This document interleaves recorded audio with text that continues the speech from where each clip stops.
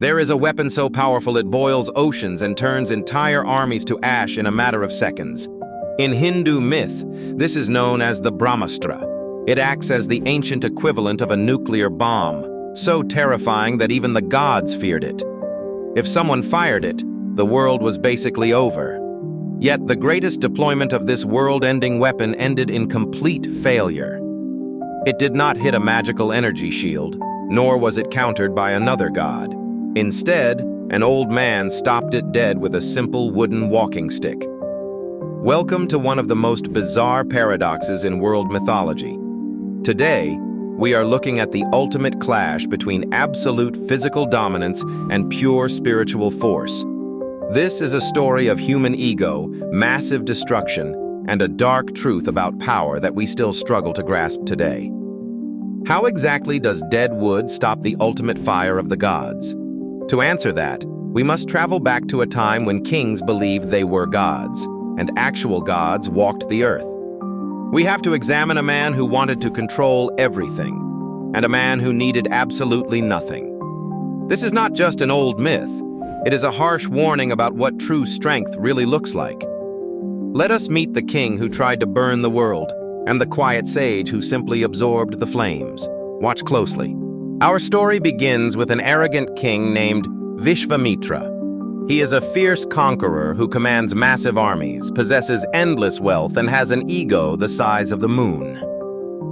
One day, while traveling with his troops, he stops at the forest home of an old sage named Vashistha. Vashistha is a deeply simple man who wears tree bark and lives in a basic dirt hut. Despite this, he does something impossible. He feeds the king and his entire army a feast fit for the gods. Shocked, Vishvamitra discovers that Vashistha owns a magical cow named Nandini, a creature capable of granting any wish and providing endless resources. The king's eyes light up with greed.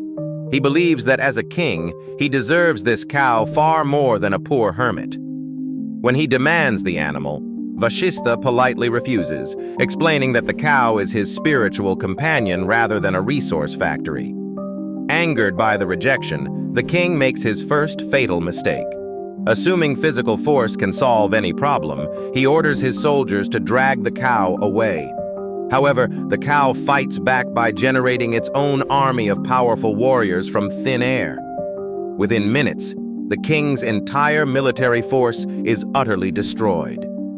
Vishvamitra is left standing alone in the dirt, completely humiliated by a simple old man and a farm animal. Most people would walk away from that defeat and learn a painful lesson, but not Vishvamitra. His humiliation rapidly twists into a toxic, lifelong obsession. Abandoning his huge kingdom, he travels to the highest peaks of the freezing Himalayas to meditate for years.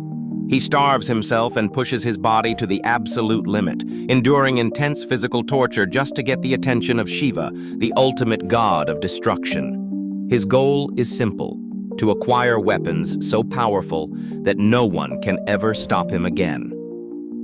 Eventually, his extreme focus pays off. Shiva appears and grants him the direct knowledge of every divine weapon in the universe. Now a walking armory, Vishvamitra wields arrows that can shoot fire, summon lightning, and spread disease. Feeling totally unstoppable, he marches straight back to the quiet forest where Vashistha lives. This time he does not ask for the cow. Instead, he just starts destroying everything in sight.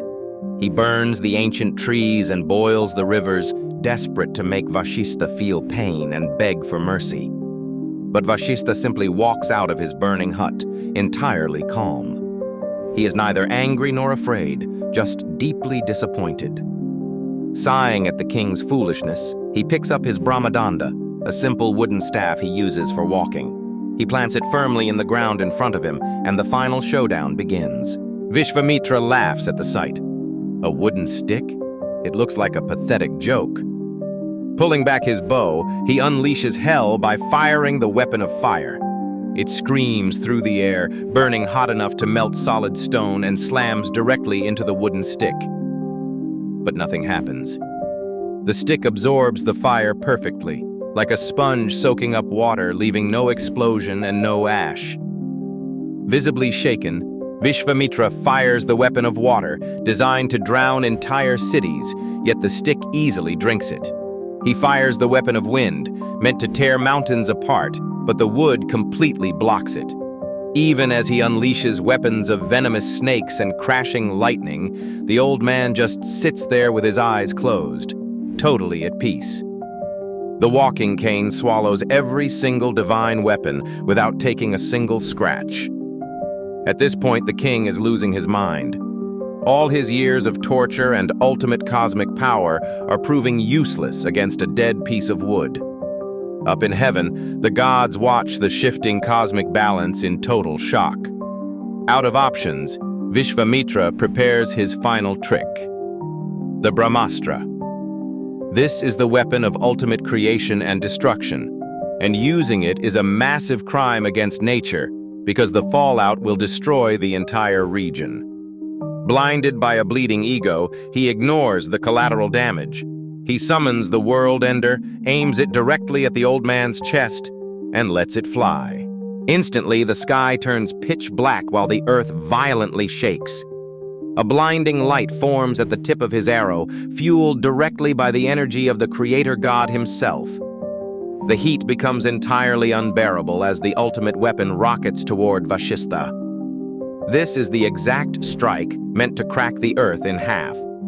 It hits the wooden staff, causing a massive flare of light and cracking the ground beneath them. But Vashistha does not move an inch. The wooden stick simply glows for a moment before the Brahmastra entirely vanishes, sucked deep into the wood. The paradox is finally solved here.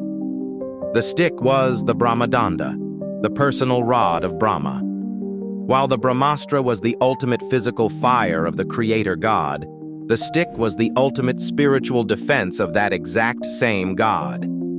Fire cannot burn its own source. Vashistha survived because he had completely conquered his own mind. Falling to his knees as his ego shatters, Vishvamitra drops his bow and accepts the brutal truth. He mutters a phrase still remembered today: "Shame on physical might. Spiritual might is the only true power." The stick did not win because it was made of strong wood. It won because the man holding it had zero ego, zero anger, and a pure connection to reality. The ultimate weapon failed because it tried to destroy a man who was already empty. You cannot bomb the absolute truth. This ancient myth hides a dark truth that we still deal with today. We spend our entire lives building up our own weapons, constantly chasing money, status, and titles so we can feel strong. We trick ourselves into believing these things protect us. But the second we face a real crisis, all that heavy armor is completely useless if we are broken on the inside. True power is the wooden stick. True power comes from mastering your own mind. When you stop reacting to chaos and completely control your ego, you become untouchable.